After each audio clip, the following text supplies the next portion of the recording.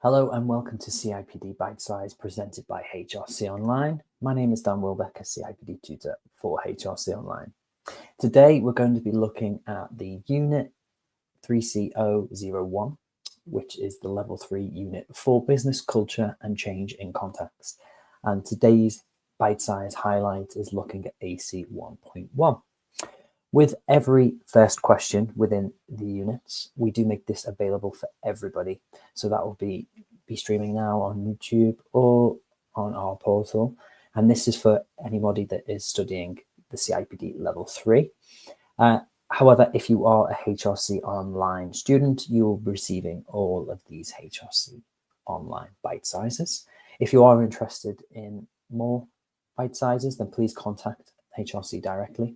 If you're not currently studying with us, and we'll see how we can make these available to you.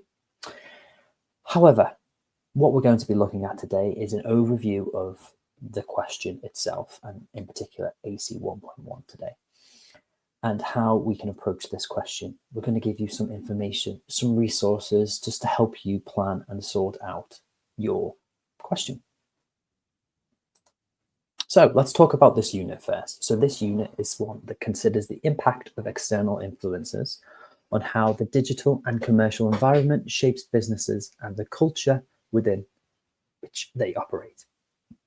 It considers the importance of people's behavior on organizational culture and its ability to manage change effectively. Groovy. So let's talk about grading. This is the part that everybody seems to be hesitant about, but let's just break this down for you nice and smoothly. So what we're not going to do today is go through word by word a description of each of the criteria. If you are interested in that, just please pause the video at any point here so you can read through and have a look. But what I will say is we are going to be looking at what this grading means. So each of the questions, or ACs, will be graded. In this unit in particular, there are 9 questions in total, which means there's going to be 9 different grades that you receive. So each question is going to get its own grading. This corresponds to these marks and the range with more of the verbiage behind that.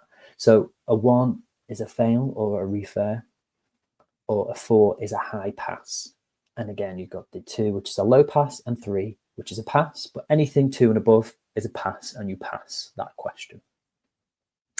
However, if you do get a 1, a fail, or a refer in any of the questions, you will have to resubmit that question. And that's just if you receive 1 fail. Most centres, like HRC Online, give 3 attempts for refers or resubmissions. The third is the final submission. So a fail or a refer doesn't necessarily mean you don't know what you're doing, you're a terrible human being. That's not what it's designed for at all. It just means that there's not enough information or references that go into sufficient depth to get you through the question to meet that criteria as per that description here. Some centres don't give you any feedback on how to improve if you score a 2, a 3, or a 4. And only if you score a 1, they will give you feedback, because that's needed, because you need to resubmit. As CIPD say, no, there's no need for that level of feedback. However, what HRC Online like to do is, if you have a 2 or a 3, we will give you in your marking, we will say what areas you have here in order to improve your answer. It's not necessary for 4, because how do you improve from an almost perfect answer? But for 2 and 3, we will give you that little bit of extra so you know for next time how to answer a question into more depth to reach that goal of getting a 3 or a 4. So the aim here, and for all of these questions that we'll go through, is for a 2 or a 3. There's no point in your career where you'll have a job interview and somebody will say to you, do you remember that level 3 CIPD course that you did? Oh, what did you score on your AC 1.1 or your AC 1.2? No one's going to go into that level of detail. If you pass, you get your certificate and you've passed. So if you complete this qualification and get all 2s, that's not necessarily a bad thing, but it is close to that failure, that refer, you will still get that same certificate that somebody that did all threes or got all fours. That's not saying aim for mediocrity. It's just to say that you will receive that certificate nonetheless. Of course, we want you to have brilliant answers, and hence the reason going through this in the bite size now.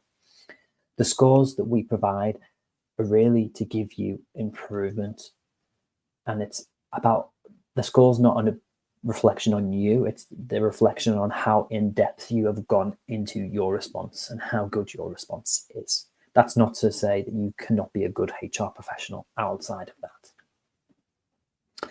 So each of the questions really, they're asking for your response on a business problem that exists and how it can improve that business. So really you're gaining a skill from that you can take into the practitioner world, such as researching, citing, gathering data, collecting that evidence, and regurgitating it into how you can make some actionable solutions. Okay, marking out the way, let's talk about the question, because that's what we're here for today. So AC 1.1 is a question that starts off with the verb examine. So we want to examine two key external influences impacting or likely to impact the activities of the organization that you work for or an organization of which you are familiar with. So nice, easy question for you to begin with.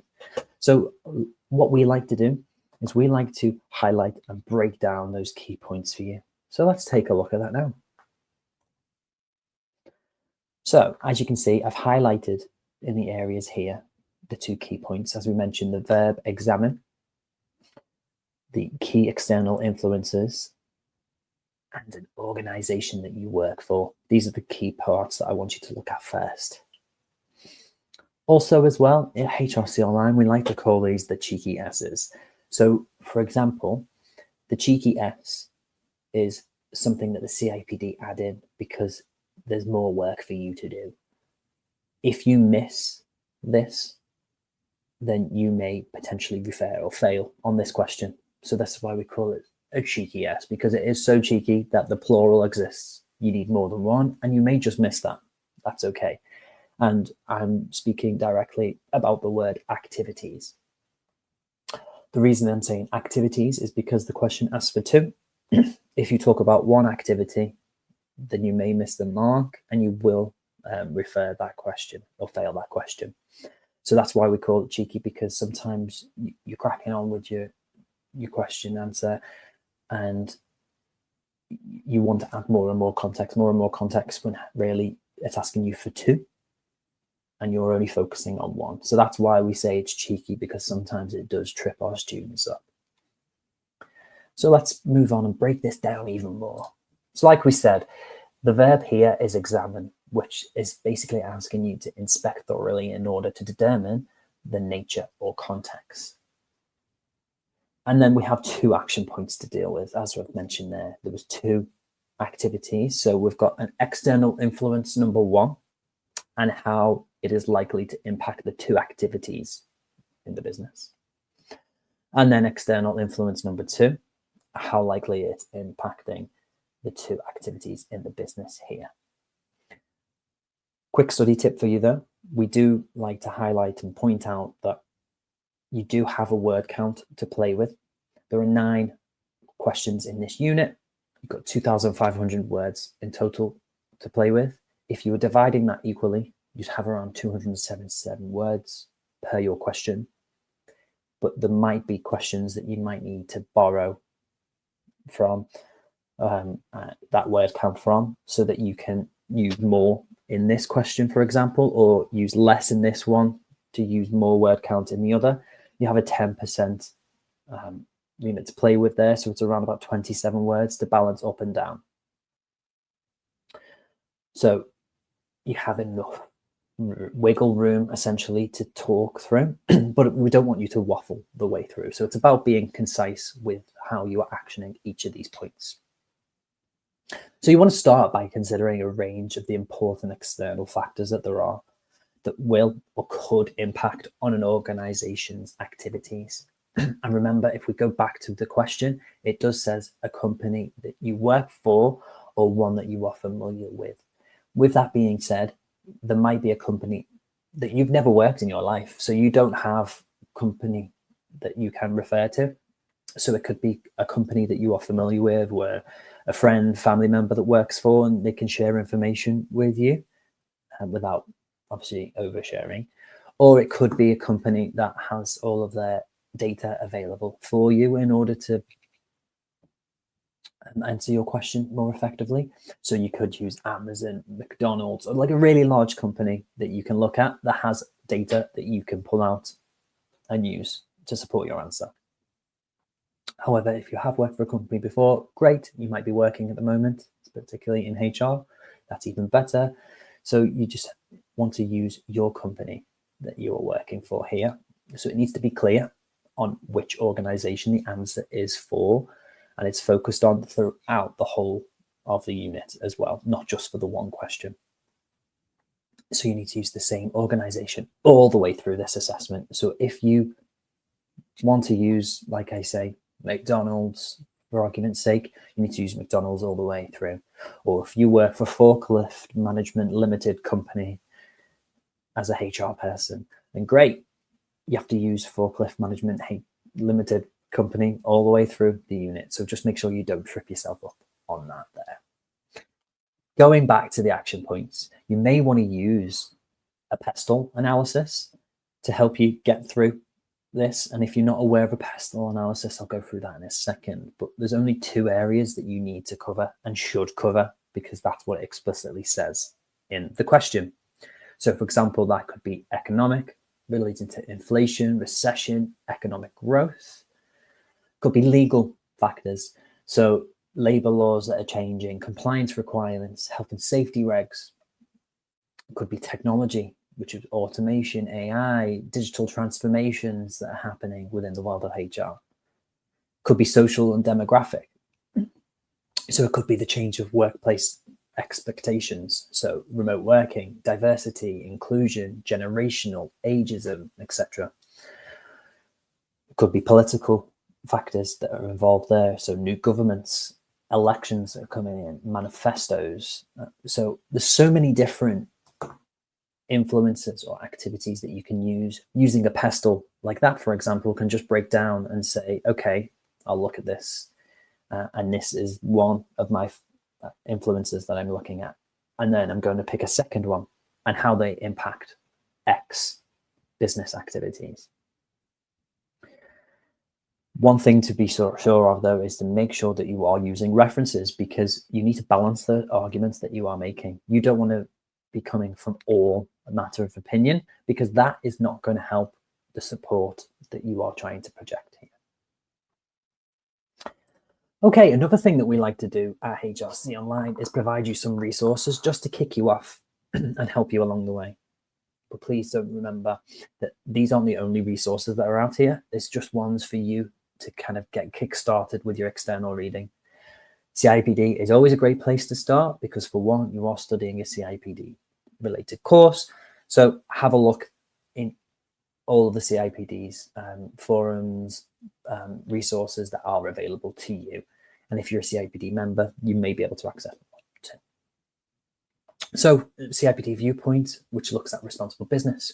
This is looking at a drive to responsible and sustainable businesses, which starts with that people element there. You've got the ICAEW, which looks at 5 trends of 2025.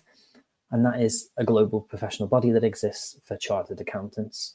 And they are explicitly discussing economic trends for 2025. And you can put that people spin on it here. And then lastly as well, CIPD has many fact sheets for different outcomes, scenarios, and situations. This one is economy and labor market. So this one will discuss economic conditions, which provide the background to everyday business of HR. So these are 3 great places to start for you if you're stuck in terms of where to search for any of your resources. But a top tip for me as well is also having a look through Google Scholar as your beginning starter point. Because if you're searching for references in Google, you may not come to credible references which may mark you down in your answers that you're giving. Okay, let's talk now about a hypothetical situation. So another thing that we like to do in Bitesize is we give you this hypothetical question just so you can try and understand the question from a different perspective, because you may be thinking about your organization as I'm talking through this with you. That's great, but I'm going to give you a fictitious scenario that'll help you see this from a different angle. And I know what you're all probably thinking, why is there a pigeon with a tea bag in their mouth? Well, I'm going to tell you. So for this example, this is the tale of Bartholomew Biscuits and the Great Tea Tax. Okay? So, once upon a time in a land obsessed with biscuits, or for our American friends, that's cookies, there lived a jolly baker and his name was Bartholomew. Bartholomew Biscuits, as he was known for far and wide, and he was famous for his scrumptious scones, or scones, depending where you are in the UK. And delightful digestives. Business was booming. People lined up around the block to taste Bartholomew's delights. One sunny morning, Bartholomew was humming a merry tune as he kneaded his dough when a frantic pigeon landed on his windowsill. Bartholomew, a kind soul, never shooed away a wary pigeon. After all, you never know when a pigeon might bring important news. Well, maybe not that important, but any pigeon can dream. This particular pigeon winded from a long flight, puffed out his chest and announced, "Bartholomew, Bartholomew, the king has levied a new tax on tea." Side note, I don't know why that pigeon has a deep voice, but we'll go with it. Bartholomew blinked and said, "Tea? But I don't sell tea, I sell biscuits." The pigeon huffed. "Don't you see, Bartholomew, this isn't just about tea. This is about the key external influences that impacts on business environments." Bartholomew scratched his head. External factors? Like pigeons?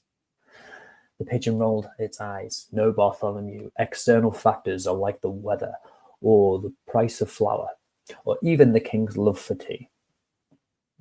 There are things happening outside your bakery that can affect your business."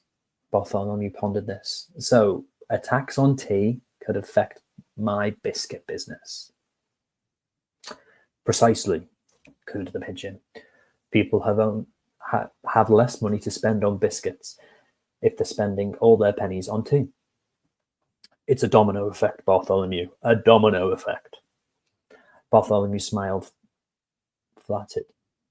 He envisioned his bakery, once bustling, now filled with the tumbleweeds of economic despair. But then a glint of determination flickered his eyes.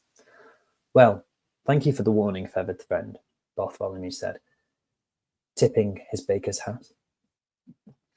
"But fear not, Bartholomew, biscuits will not be defeated." You have to cut that bit out.